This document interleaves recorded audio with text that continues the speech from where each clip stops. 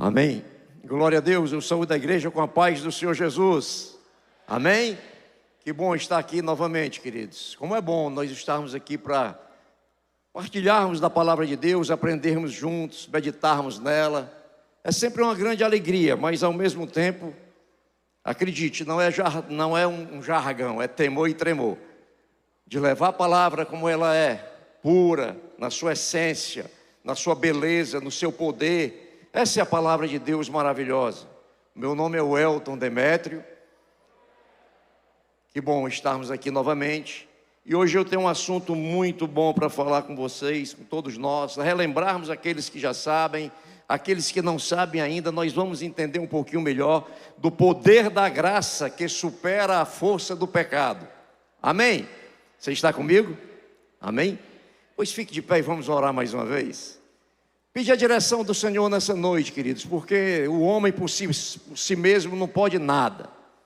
Então nós vamos pedir que Deus esteja nos usando por misericórdia dEle, porque a Ele toda honra, toda glória, todo louvor e toda adoração. Então se você puder fechar os seus olhos, você fecha. Ah, mas irmão, eu tenho que orar de olhos fechados? Não, você pode orar de olhos abertos.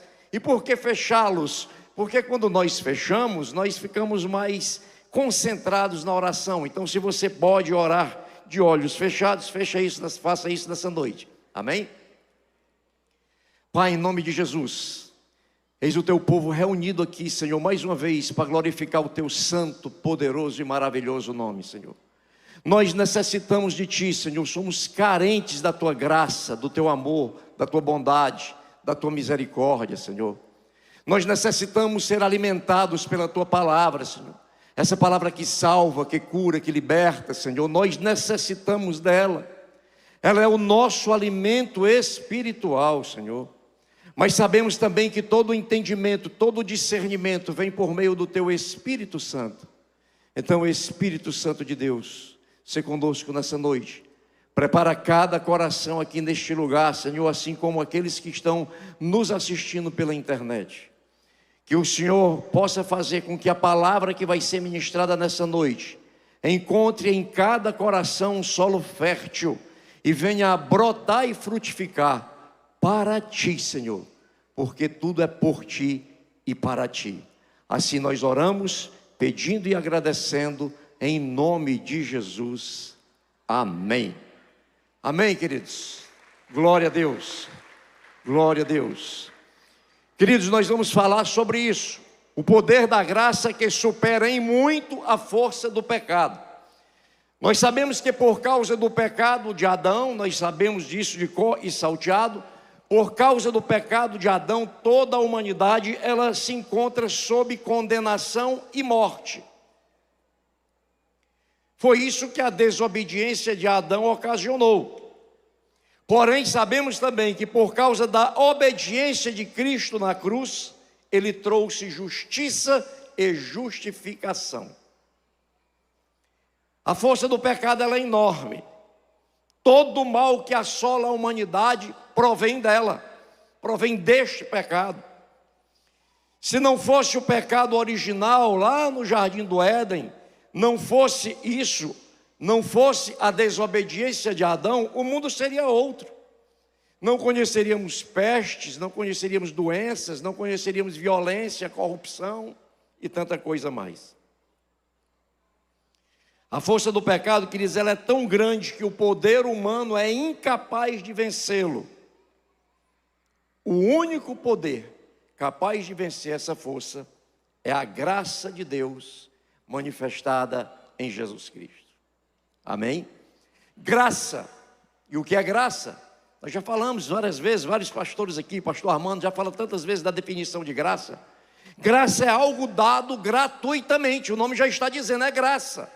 Algo dado gratuitamente, sem merecimento, sem contrapartida, sem cobrança nenhuma. Algo concedido gratuitamente pelo nosso maravilhoso Deus. Isso é graça.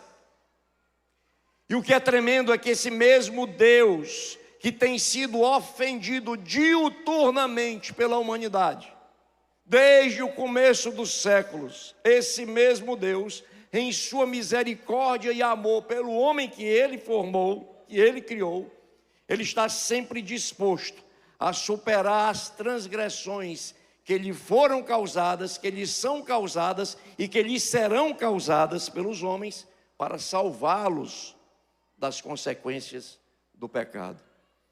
Que Deus maravilhoso esse nosso. Na carta de Paulo aos Romanos, é o nosso texto base dessa noite, embora nós vamos ler outras passagens, mas na carta de Paulo aos Romanos, no capítulo 5, versículo 12 a 20, ele fala sobre isso. Acompanhe comigo. Paulo escrevendo aos Romanos: portanto, da mesma forma como o pecado entrou no mundo por um homem, e pelo pecado a morte, assim também a morte veio a todos os homens, porque todos pecaram. Pois antes de ser dada a lei, o pecado já estava no mundo, mas o pecado não é levado em conta quando não existe lei. Todavia, a morte reinou desde o tempo de Adão até o de Moisés, mesmo sobre aqueles que não cometeram pecado semelhante à transgressão de Adão, o qual era um tipo daquele que haveria de vir. Entretanto, não há comparação entre a dádiva e a transgressão.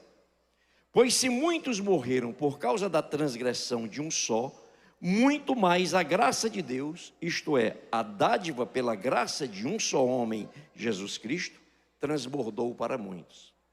Não se pode comparar a dádiva de Deus com a consequência do pecado de um só homem. Por um pecado veio o julgamento que trouxe condenação, mas a dádiva decorreu de muitas transgressões e trouxe justificação. Se pela transgressão de um só a morte reinou por meio dele, muito mais aqueles que recebem de Deus a imensa provisão da graça e a dádiva da justiça reinarão em vida por meio de um único homem, Jesus Cristo. Consequentemente, assim como uma só transgressão resultou na condenação de todos os homens, assim também um só ato de justiça resultou na justificação que traz vida a todos os homens. Logo, assim como por meio da desobediência de um só homem, muitos foram feitos pecadores, assim também, por meio da obediência de um único homem, muitos serão feitos justos. A lei foi introduzida para que a transgressão fosse ressaltada, mas onde aumentou o pecado, transbordou a graça. A fim de que, assim como o pecado reinou na morte, também a graça reine pela justiça, para conceder vida eterna mediante Jesus Cristo, nosso Senhor. Amém? Vamos entender um pouquinho o que é que Paulo está dizendo aqui à igreja de Roma, aos romanos. O versículo 12 que ele diz textualmente que o pecado entrou no mundo por conta da desobediência de um só homem, Adão. E pelo pecado a morte veio a todos os homens, de forma que todos nascem condenados à morte eterna, à separação eterna de Deus. O homem já nasce nessa condição. E aí você pode fazer uma pergunta que ao longo da minha vida eu ouvi várias vezes. Você pode perguntar o seguinte: foi justo Deus condenar toda a humanidade por causa da desobediência de um só homem? Já passou pela sua cabeça essa pergunta? Foi justo então? Se só um homem pecou, Adão foi quem pecou, é justo então que por conta disso toda a humanidade seja condenada? Interessante é que aparentemente é uma pergunta razoável. Porém nós vamos ver que a decisão de Deus, ela foi sábia, justa e bondosa, principalmente quando nós começamos a entender o que está no versículo 18 desse trecho que nós lemos. Está escrito: consequentemente, se puder projetar Romanos 5,18, consequentemente, assim como uma só transgressão resultou na condenação de todos os homens, assim também um só ato de justiça resultou na justificação que traz vida a todos os homens. Explica-se. Quando Deus disse a Adão, lá no começo do mundo, quando Deus disse a Adão que ele poderia comer de todas as árvores, está lá em Gênesis capítulo 2, versículos 16 e 17. Ele poderia comer do fruto de qualquer árvore, menos do fruto da árvore do conhecimento do bem e do mal. Você conhece esse trecho? Quando Deus disse isso, ele estava testando Adão, embora ele já soubesse o resultado. Mas ele estava testando Adão. Gênesis 2, Desculpe. Gênesis 2:17. Mas não coma da árvore do conhecimento do bem e do mal, porque no dia em que dela comer, certamente você morrerá. Adão não passou no teste. Adão foi reprovado. Ele desobedeceu. Adão foi testado e reprovado. Ocorre, meus queridos, que se Deus tivesse testado qualquer um de nós, cada ser humano individualmente, o resultado teria sido o mesmo. Você está comigo? Amém? O resultado teria sido o mesmo: a desobediência. E vejam que plano maravilhoso o de Deus. Ao condenar toda a raça humana por meio de um só homem, Adão, Deus pôde então salvar toda a raça humana por meio de um só homem, Jesus Cristo. Veja a sabedoria de Deus. Nem mesmo os anjos caídos receberam essa oportunidade de salvação. E por quê? Porque enquanto todos os homens, eles são provenientes de Adão, são racialmente ligados a Adão, o tronco veio de Adão, Adão representou todos esses seres humanos e formou a raça humana. Os anjos caídos, eles não constituem uma raça. Eles pecaram individualmente. E por isso foram julgados individualmente. Acompanhem, queridos, o raciocínio. Desse modo, queridos, esses anjos caídos, eles não podem ter um representante que tome sobre si o seu julgamento e o salve.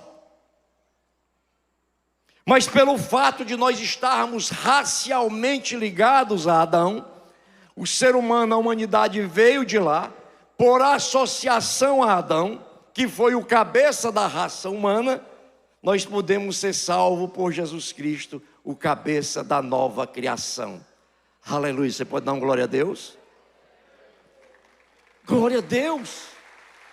Que plano perfeito do nosso Deus, do nosso Senhor. Aí está o plano dele, que demonstra a bondade e a sabedoria de Deus. E eu quero enfatizar: por causa de um homem, por um só homem entrou o pecado no mundo. Romanos 5:12. Significa que quando Adão pecou, todos os homens pecaram. Os seres humanos, eles não morrem por conta do seu pecado individual, dos seus próprios atos de pecado. Se fosse assim, os bebês não morreriam. Não fizeram nada. Então não é o próprio ato do ser humano que o levou à morte. Mas, porque estão racialmente ligados a Adão, todos morrem, foram condenados à morte. Em Adão todos pecaram, diz a palavra de Deus. Mas a palavra de Deus nos traz essa outra informação maravilhosa sobre a sua graça, que está registrada também na primeira carta de Paulo aos Coríntios. 1 aos Coríntios, capítulo 15, versículo 22, está escrito: pois da mesma forma como em Adão todos morrem, em Cristo todos serão vivificados. Que Deus tremendo! Isso não foi a obra do acaso. Deus não teve que fazer um plano B quando Ele firmou a sua criação. Desde o começo isso já estava elaborado, porque Ele já sabia tudo o que ocorreria. Em Cristo todos serão vivificados. Que afirmação maravilhosa! A salvação que traz vida pela graça em Cristo, vida eterna. E aí eu vou fazer o meu velho exemplo, peço a paciência de vocês para entenderem. O homem que não tem a salvação, ele é como se fosse um zumbi, um morto-vivo. Ele está vivo neste corpo, mas ele está morto espiritualmente. De forma que quando ele sair desse corpo, ele continuará morto. Ele já é um morto-vivo. Mas o homem, quando tem a salvação, ele tem vida nesse corpo e ele passa a ter vida eterna, de maneira que quando ele deixar esse corpo, ele continua vivo eternamente. Aleluia. E nós vimos que a salvação, ela é inteiramente pela graça de Deus manifestada em Cristo Jesus, o nosso Senhor e o nosso Salvador. Ocorre, queridos, que desde a igreja primitiva tentam acrescentar alguma coisa a essa graça, a essa salvação. Desde a igreja primitiva tentam fazer isso. Olha, você é salvo pela fé em Cristo, mas você precisa ser bom. Você é salvo pela fé em Cristo, mais o batismo. Você é salvo pela fé em Cristo, mais o dízimo. Você é salvo pela fé em Cristo, mais isso, mais isso, mais isso, mais isso, mais aquilo.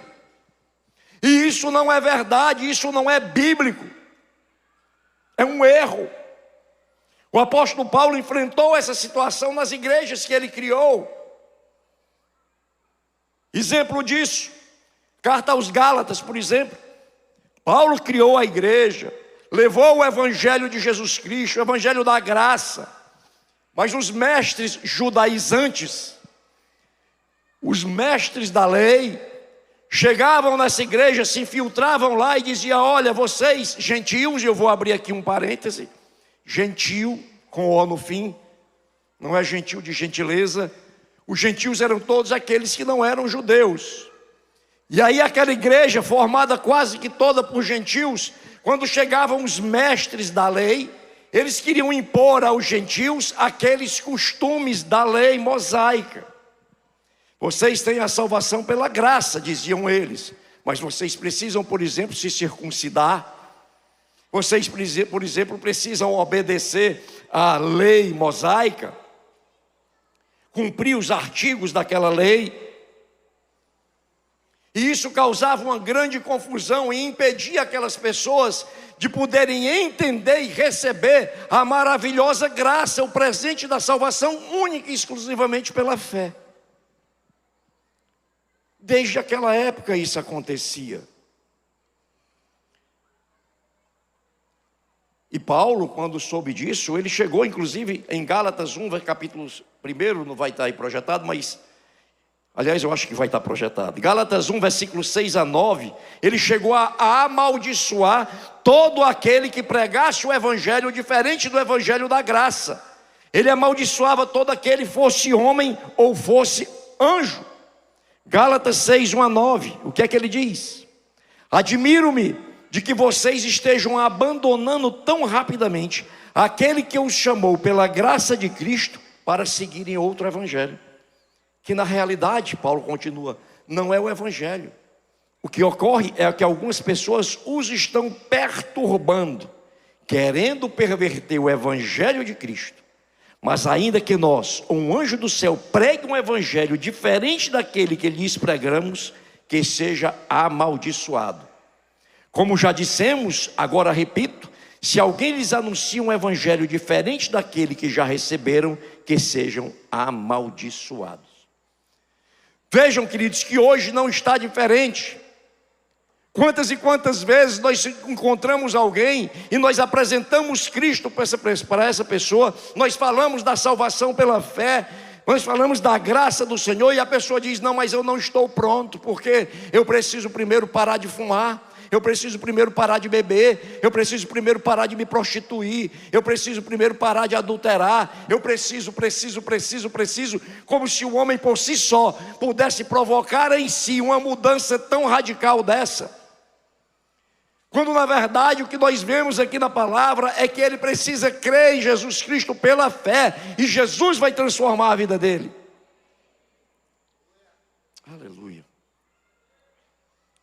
Esses irmãos gálatas, eles estavam trocando a riqueza do evangelho, da graça de Deus, esse evangelho que liberta, que cura, que salva, pela lei judaica do Antigo Testamento, com todo aquele sistema religioso que escravizava, porque eles queriam conquistar a justiça da salvação por seus próprios esforços. Na pretensão de terem uma vida em perfeita obediência de Deus. Mas isso não é possível ao homem. A lei mosaica do Antigo Testamento, além dos 10 mandamentos, tinha outros 613 mandamentos. Quem conseguiria cumpri-los? Quem conseguiria obedecê-los para ter salvação? Paulo, ainda em Gálatas, no capítulo 3, versículo 10 e 11, não vai estar aí, mas eu vou ler. Ele diz assim: já os que são pela prática da lei estão debaixo de maldição, pois está escrito: maldito todo aquele que não persiste em praticar todas as coisas escritas no livro da lei. Aí ele continua: é evidente que diante de Deus ninguém é justificado pela lei, pois o justo viverá pela fé. É evidente, dizia Paulo, que pela lei você está sob maldição, porque você tem um jugo sobre você que você não consegue suportar. E Paulo diz: olha, você tem, ao invés disso, você tem a justificação pela fé. Você pode viver pela fé, receber a salvação pela fé, ter uma nova vida pela fé.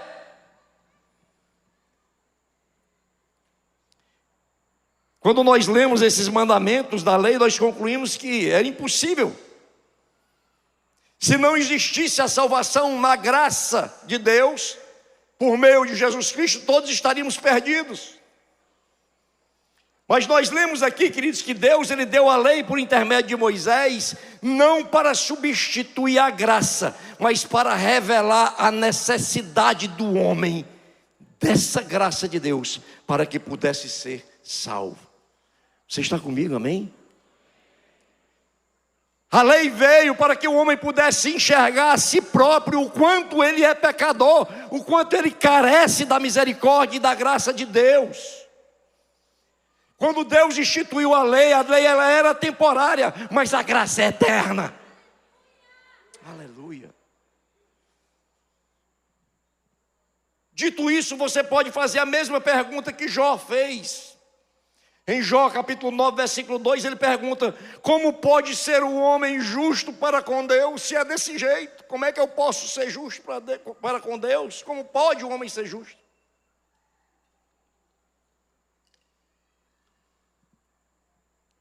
E essa pergunta, queridos, ela é uma pergunta fundamental, porque a resposta tem consequências eternas. E a resposta está em Abacuque, capítulo 2, versículo 4. Mas o homem viverá pela fé. O homem é justificado pela fé. Como pode um homem ser justo diante de Deus? Ele não pode ser justo diante de Deus, mas ele pode ser justificado pela fé. E o que é justificação? Justificação, abre aspas, é o ato pelo qual Deus declara justo em Jesus Cristo o pecador que nele crê. Vou repetir. Justificação é o ato pelo qual Deus declara justo em Jesus Cristo o pecador que nele crê. Agora observe, justificação é um ato, não é um processo. Se fosse algo que dependesse do homem, seria um processo. Se fosse algo de baixo para cima, seria um processo, mas a Bíblia diz claramente, é um ato. Uma pessoa não pode ser mais justificada do que outra. Romanos 5:1 está escrito: tendo sido, pois, justificados pela fé, temos paz com Deus por nosso Senhor Jesus Cristo. Justificados pela fé, um ato de Deus, não o resultado do caráter ou da obra do homem. Que coisa linda quando a gente para imaginar isso, para refletir sobre isso, para meditar sobre isso. Romanos 8:33 está escrito: quem fará alguma acusação contra os escolhidos de Deus? É Deus quem o justifica. Ou seja, a justificação é um ato de Deus.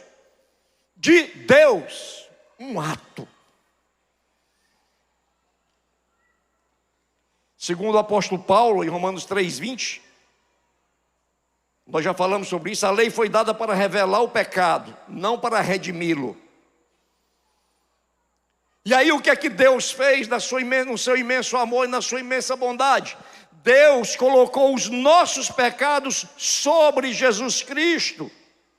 E aí Ele depositou em nossa conta a justiça de Cristo. Amém? O altíssimo preço do pecado foi pago por Jesus. Deus, o Criador, Ele havia dado uma ordem a Adão e prevenido Adão das consequências da desobediência. E a principal consequência era a morte. E como nós vimos, foi isso que ocorreu. Adão desobedeceu, a morte entrou no mundo. Sendo todos nós descendentes de Adão, racialmente, deveríamos pagar com a nossa própria vida. Mas Jesus veio nos substituir nessa morte, queridos. Ele pagou o preço com a sua própria vida em nosso lugar. E esta foi a nossa redenção. Você pode dar um glória a Deus? Glória a Deus. Essa foi a nossa redenção. Na justificação, Deus declara justo o pecador que crê. Ele não o torna justo, embora a justificação conduza a uma mudança de vida. O homem salvo, o homem justificado, ele tem uma mudança de vida. O velho homem não existe mais, diz a Bíblia, né? Eis que as coisas já passaram, tudo se fez novo. Está escrito na palavra de Deus. Ele não foi tornado justo, ele foi declarado justo. Antes do pecador crer em Jesus Cristo, queridos, ele é culpado diante de Deus. Mas no momento em que ele crê, ele é declarado inocente, diz a palavra. Jamais pode ser chamado culpado outra vez. Justificação. O que a justificação não é? A justificação, ela não é um simples perdão. Ela não é também um indulto. Um criminoso ou um condenado, quando ele é indultado, quando ele recebe o indulto, ele é perdoado naquela pena que ele estava cumprindo, mas se for atrás, como se dizia antigamente, o pastor não se usa mais o termo, mas a ficha dele está lá, mostrando tudo que ele fez, né? Hoje não é mais ficha, na internet é o arquivo, sei lá. Está lá, nas nuvens, a ficha dele está lá, mostrando tudo que ele fez, mas ele foi indultado, ele foi perdoado. A justificação é muito mais do que isso. Sabe por quê? Porque quando o homem é justificado pela fé, abre aspas, que é o que está escrito na Bíblia, seus pecados passados não são mais lembrados nem usados contra ele, e Deus não mais registra as suas transgressões. Aleluia! Que coisa maravilhosa, querido. A principal consequência era a morte. Jesus pagou completamente o preço em nosso lugar. A consequência do pecado era essa, morte. Mas Jesus pagou. Pagou no meu lugar e no seu. De forma, queridos, que Deus não exigirá mais nada de nós para a salvação, porque o sacrifício completo foi feito por Cristo na sua perfeita obediência naquela cruz. Tanto é assim que nos seus últimos momentos, ele diz, está consumado, está completo, está completado, está consumado. A sua justiça perfeita nos cobre eternamente, a dívida está completamente quitada. Aleluia. O castigo que nos traz a paz estava sobre ele. Todas as dores atrozes causadas por aquele chicote de 10 pontas estavam sobre os lombos, sobre o corpo dele. Não sobrou uma chicotada sequer para aquele que nele crê. Aleluia. Todas as palavras ofensivas foram dirigidas a ele, ele as absolveu. Não ficou nenhuma para aquele que nele crê. Está completo, diz a palavra. Desculpe. Está completo, o perdão está oferecido, a obra foi completada, mas aí eu quero fazer uma ressalva. está pago para aquele que nele crê, porém a dívida persistirá e será cobrada daqueles que não crerem, daqueles que o rejeitarem. Você está comigo?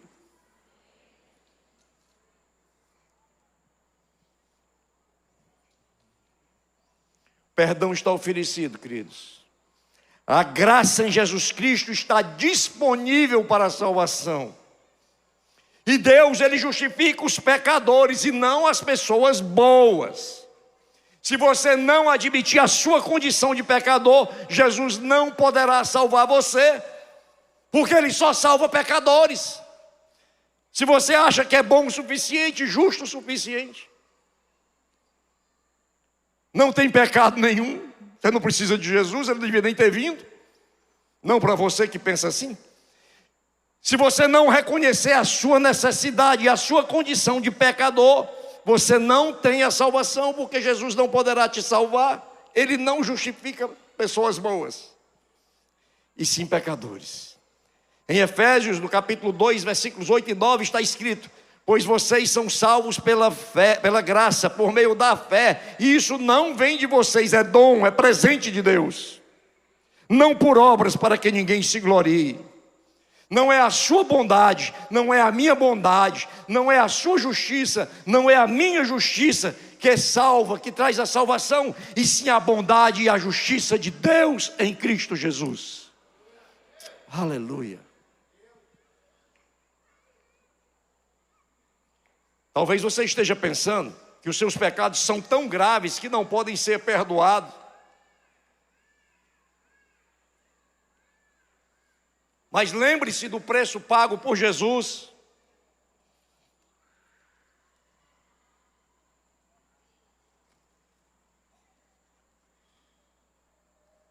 Romanos 5:20. A lei foi introduzida para que a transgressão fosse ressaltada, mas aonde aumentou o pecado, transbordou a graça. Será que os seus pecados são mais graves do que o de Paulo quando era Saulo? Ele mesmo disse que ele foi o pior dos pecadores. Antes da graça alcançá-lo,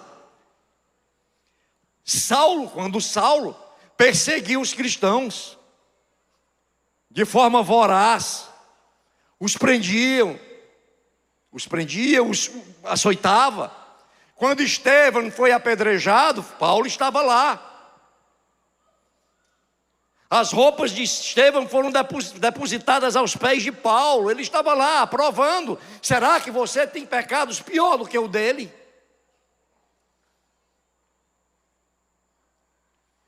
E o ladrão da cruz? O ladrão da cruz foi salvo? Aquele que se arrependeu? Será que os seus pecados são maiores do que o dele?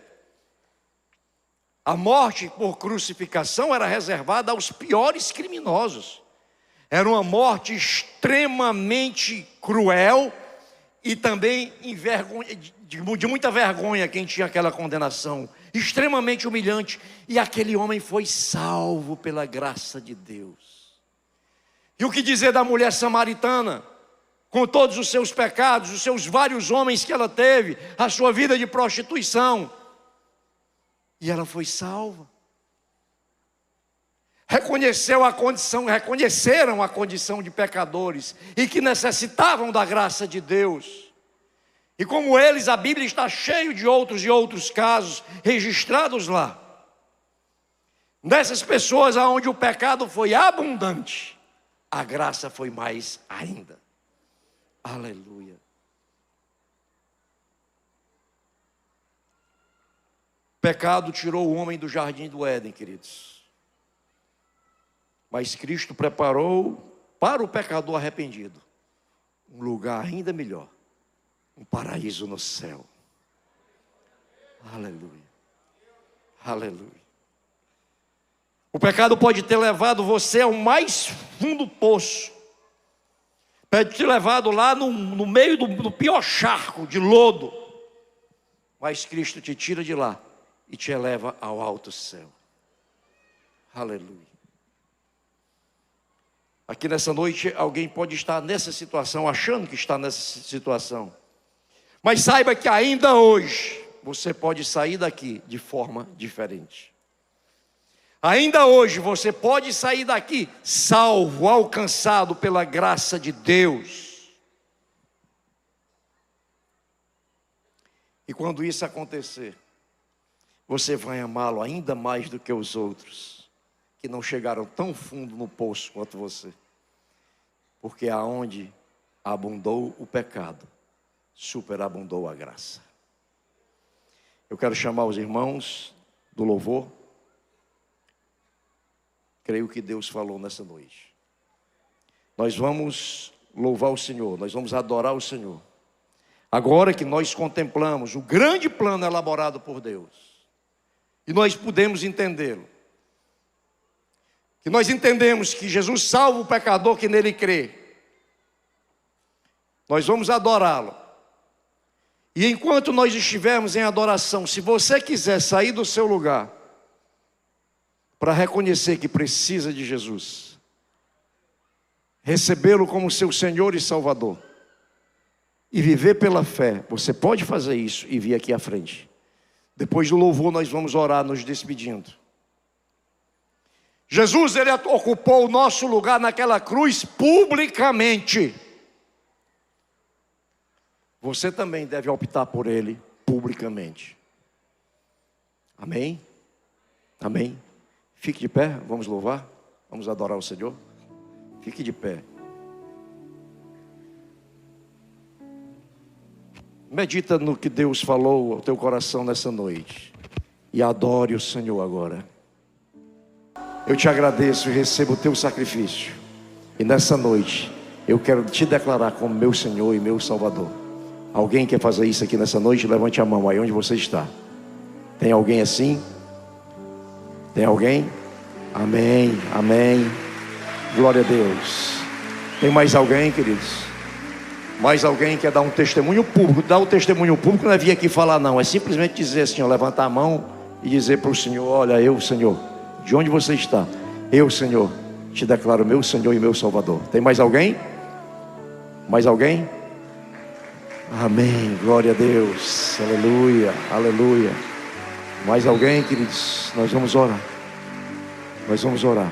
Mesmo durante a oração, você pode também levantar a mão. Se quiser sair do seu lugar, vir à frente, pode vir. Amém?